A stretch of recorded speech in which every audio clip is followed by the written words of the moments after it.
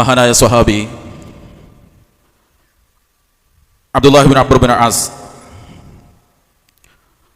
അദ്ദേഹത്തിൻ്റെ പിതാവാണ് അംർ ഇബ്നുൽ ആസ് റളിയല്ലാഹു അൻഹു. ആ അംർ ഇബ്നുൽ ആസ് റളിയല്ലാഹു അൻഹുവിൻ്റെ പിതാവ് അൽ ആസ് ബിൻ വായിൽ, അദ്ദേഹം നബി സല്ലല്ലാഹു അലൈഹി വസല്ലമയോട് വലിയ ശത്രുത കാണിച്ച് നബി കരീം സല്ലല്ലാഹു അലൈഹി വസല്ലമയിൽ വിശ്വസിക്കാതെ ജീവിച്ച് മരണപ്പെട്ടു പോയ വ്യക്തിയാണ്. പക്ഷെ മരണത്തിൻ്റെ സമയത്ത് അദ്ദേഹം തൻ്റെ മക്കളോട് ഒരു വസിയ്യത്ത് നൽകി. തനിക്കു വേണ്ടി 100 അടിമകളെ മോചിപ്പിക്കണം എന്നതായിരുന്നു ആ വസിയ്യത്ത്. അദ്ദേഹത്തിന് 2 മക്കളാണ് ഉണ്ടായിരുന്നത്. ഒന്ന് ഹിശാം ഇബ്നുൽ ആസും മറ്റേത് അംർ ഇബ്നുൽ ആസും റളിയല്ലാഹു അൻഹുമ. ഹിശാം ഇബ്നുൽ ആസ് 50 അടിമകളെ മോചിപ്പിച്ചു. അടുത്തത് അംർ ഇബ്നുൽ ആസ് റളിയല്ലാഹു അൻഹുവിൻ്റെ അവസരമാണ്. പക്ഷെ അദ്ദേഹം അടിമകളെ മോചിപ്പിക്കുന്നതിൻ്റെ മുൻപ് നബി സല്ലല്ലാഹു അലൈഹി വസല്ലമയുടെ അടുത്ത് ചെന്ന് പറഞ്ഞു, ഞങ്ങളുടെ പിതാവ് മരിക്കുമ്പോൾ ഇങ്ങനെ ഒരു വസിയ്യത്തുണ്ടായിരുന്നു. എൻ്റെ സഹോദരൻ 50 ആളെ മോചിപ്പിച്ചിട്ടുണ്ട്, ഇനി 50 ആളെ ഞാനാണ് മോചിപ്പിക്കേണ്ടത്. ഞാൻ അതിനൊരുക്കവുമാണ്. പക്ഷെ ഞാനത് ചെയ്താൽ എൻ്റെ ഉപ്പാക്ക് അതിൻ്റെ പ്രതിഫലം ലഭിക്കുമോ എന്നതാണ് ചോദ്യം. റസൂലുള്ളാഹി സ്വല്ലല്ലാഹു അലൈഹി വസല്ലം അദ്ദേഹത്തിന് നൽകിയ മറുപടി, നിങ്ങളുടെ ഉപ്പ തൗഹീദ് സ്വീകരിച്ചിരുന്നുവെങ്കിൽ അദ്ദേഹത്തിന് അത് ഉപകാരപ്പെടുമായിരുന്നു എന്നതാണ്. മറ്റൊരു സംഭവം നമുക്ക് കാണാം. അംർ ഇബ്നുൽ ആസ് റളിയല്ലാഹു അൻഹു തന്നെയാണ് ആ ഹദീസ് നിവേദനം ചെയ്യുന്നത്. പരലോകത്ത് അല്ലാഹു സുബ്ഹാനഹു വ തആല ഒരു മനുഷ്യനെ വിചാരണക്ക് കൊണ്ടുവരുന്നു. ഫയൻഷുറു അലൈഹി 99 സിജില്ല. അദ്ദേഹത്തിനായി അദ്ദേഹത്തിൻ്റെ കർമ്മരേഖകളായി 99 രേഖകൾ അവിടെ കൊണ്ടുവരപ്പെടുന്നു. കുല്ലു സിജില്ലിൻ മിസ്ലു മദ്ദിൽ ബസർ. അതിൽ ഓരോ രേഖയും കണ്ണെത്താ ദൂരത്തോളം നീണ്ടു കിടക്കുന്നതാണ്. ആ രേഖകളിലെല്ലാം ഉള്ളത് ഈ മനുഷ്യന്റെ ചെയ്തികൾ, ഈ മനുഷ്യനിൽ നിന്ന് സംഭവിച്ച അബദ്ധങ്ങൾ, അയാൾ ചെയ്ത തെറ്റായ പ്രവർത്തനങ്ങളുടെ രേഖകളാണ്. അല്ലാഹു സുബ്ഹാനഹു വ തആല ഇത് ഹാജരാക്കിയിട്ട് ആ മനുഷ്യനോട് ചോദിക്കും, നീ ഇതിലെ ഏതെങ്കിലും ഒന്നിനെ നിഷേധിക്കുന്നുണ്ടോ? ആ മനുഷ്യൻ പറയും, ഇല്ല റബ്ബേ, ഇതെല്ലാം ഞാൻ ചെയ്തത് തന്നെയാണ്. അല്ലാഹു സുബ്ഹാനഹു വ തആല മനുഷ്യനോട് ചോദിക്കും, നിനക്ക് ഇവിടെ രക്ഷപ്പെടാൻ വല്ല ഉദറും നിന്റെ അടുത്തുണ്ടോ? ആ സമയത്ത് ആ മനുഷ്യൻ പറയും, ഇല്ല റബ്ബേ, എൻ്റെ അടുത്തൊരു ഉദറുമില്ല. നബി സല്ലല്ലാഹു അലൈഹി വസല്ലം പറയാണ്, ആ സമയത്ത് അല്ലാഹു പറയും, ബലാ ഇന്ന ലക ഇൻദനാ ഹസനതൻ ഫഇന്നഹു ലാ ദുൽമ അലൈകൽ യൗം.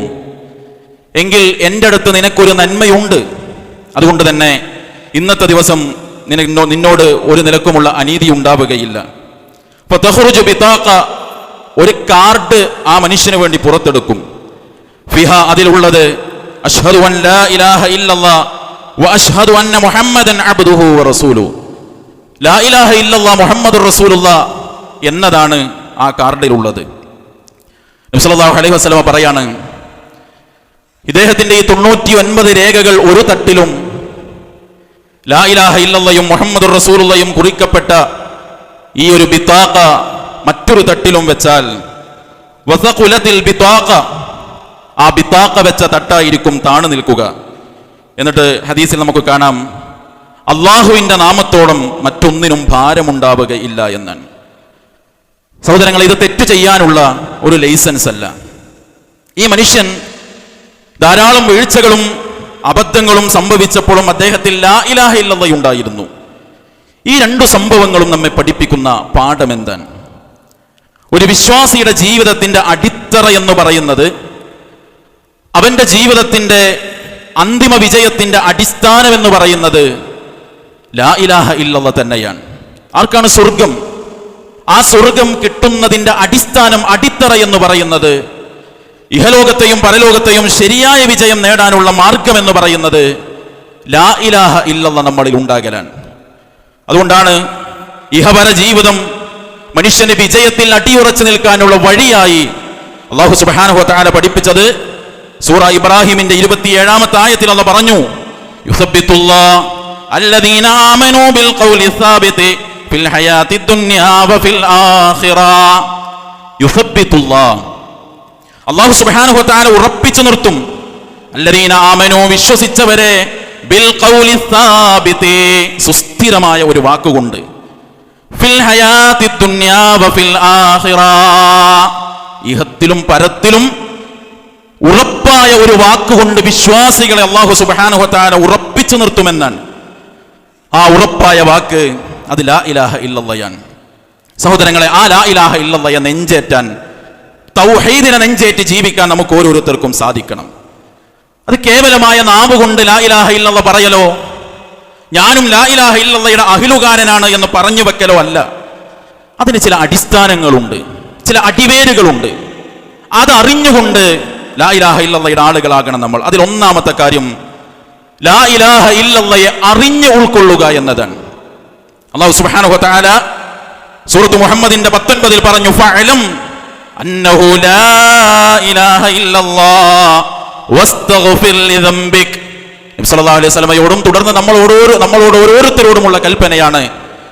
ഫഅലം, നീ അറിയണം, അന്നഹു ലാ ഇലാഹ ഇല്ലല്ലാഹ്, അല്ലാഹയല്ലാതെ ആരാധനക്ക് അർഹനില്ല.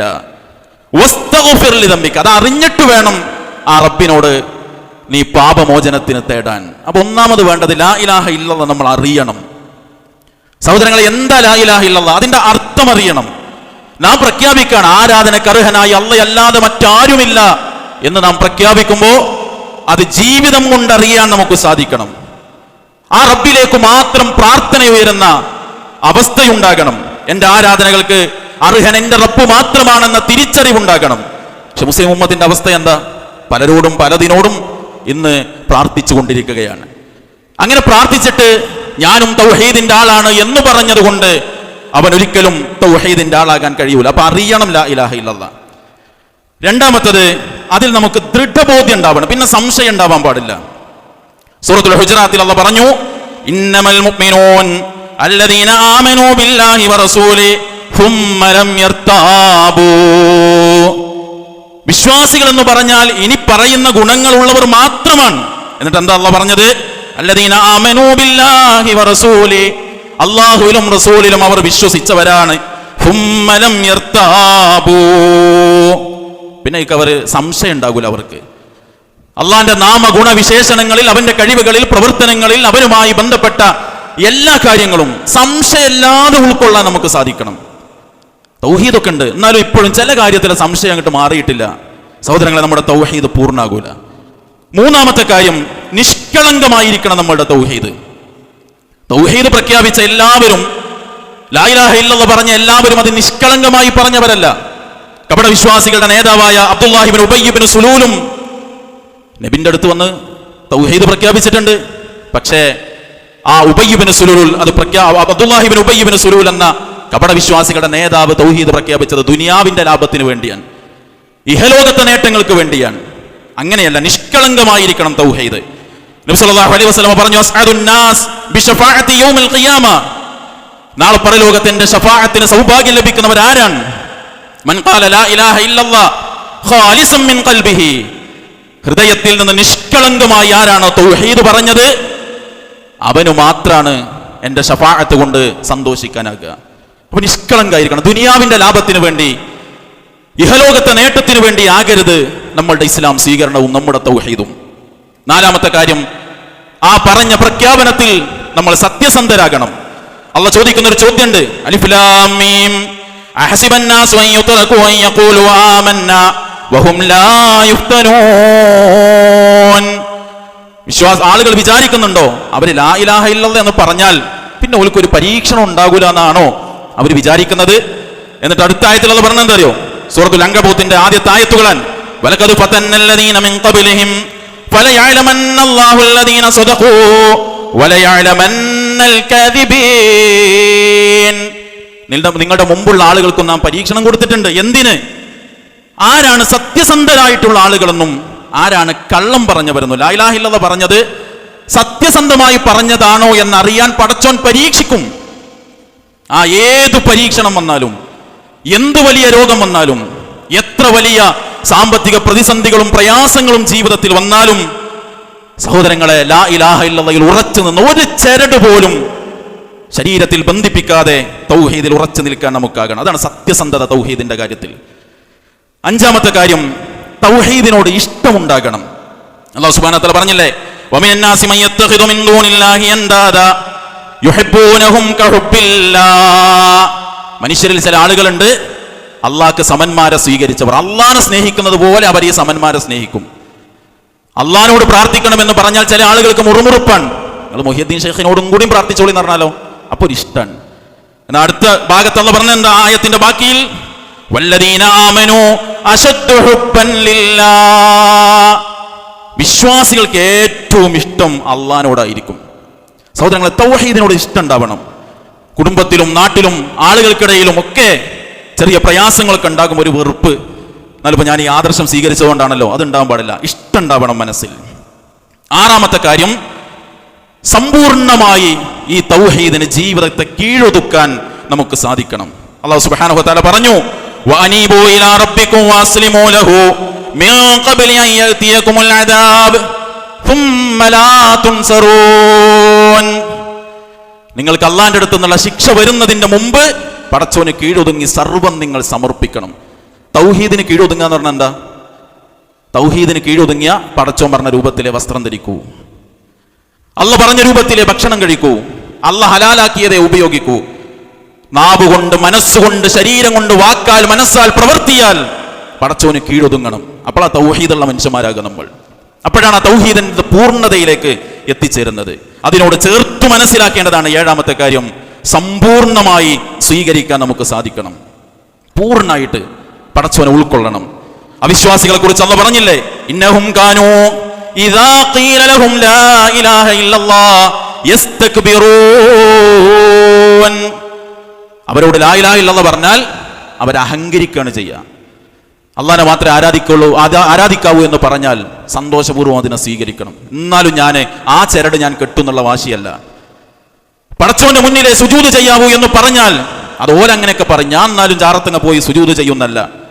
പടച്ചോനിൽ നിന്നേ ബറക്കത്ത് പ്രതീക്ഷിക്കാവൂ എന്ന് പറയുമ്പോ അല്ല, ഞാൻ ജാറം മൂടിയ തുണിയെടുത്ത് ബറക്കത്ത് പ്രതീക്ഷിക്കും എന്ന് പറയലല്ല. പൂർണ്ണാർത്ഥത്തിൽ അതിനെ സ്വീകരിക്കാൻ നമുക്ക് കഴിയണം. ഈ 7 കാര്യങ്ങൾ ഉണ്ടാകുമ്പോഴാണ് നമ്മുടെ തൗഹീദിന്റെ ഷർത്തുകൾ പൂർത്തിയാകുന്നത്. അള്ളാഹനെ അറിയണം, ദൃഢബോധ്യം ഉണ്ടാകണം, നിഷ്കളങ്കമായി തൗഹീദിനെ സ്വീകരിക്കണം, പ്രഖ്യാപിച്ച തൗഹീദിന്റെ കാര്യത്തിൽ സത്യസന്ധത പ്രകടിപ്പിക്കാൻ നമുക്ക് സാധിക്കണം. ലാ ഇലാഹ ഇല്ലല്ലാഹയുടെ മനസ്സിൽ ഇഷ്ടമുണ്ടാകണം, പൂർണ്ണമായി റബ്ബിനെ കീഴ്പ്പെടണം, സമ്പൂർണ്ണമായി ഈ തൗഹീദിനെ നമ്മൾ ജീവിതത്തിലേക്ക് സ്വീകരിക്കണം. അങ്ങനെ സ്വീകരിച്ച് ലാ ഇലാഹ ഇല്ലല്ലാഹയുടെ ആളുകളാകാൻ ആർക്ക് കഴിഞ്ഞോ അവനാണ് അല്ലാഹു സുബ്ഹാനഹു വ തആല സ്വർഗം ഒരുക്കി വെച്ചത്. അതുകൊണ്ട് സഹോദരങ്ങളെ, മറ്റെല്ലാ നന്മകളും ശ്രദ്ധിക്കുമ്പോൾ തന്നെ നമ്മളുടെ തൗഹീദ് അത് പൂർണ്ണാർത്ഥത്തിൽ ശരിയായിട്ടുണ്ട് എന്ന് ഉറപ്പിക്കുക. കാരണം എങ്കിലേ ബാക്കി എന്തും അള്ളാഹ് പരിഗണിക്കുകയുള്ളൂ. അല്ലാഹു തൗഫീഖ് നൽകി അനുഗ്രഹിക്കുമാറാകട്ടെ.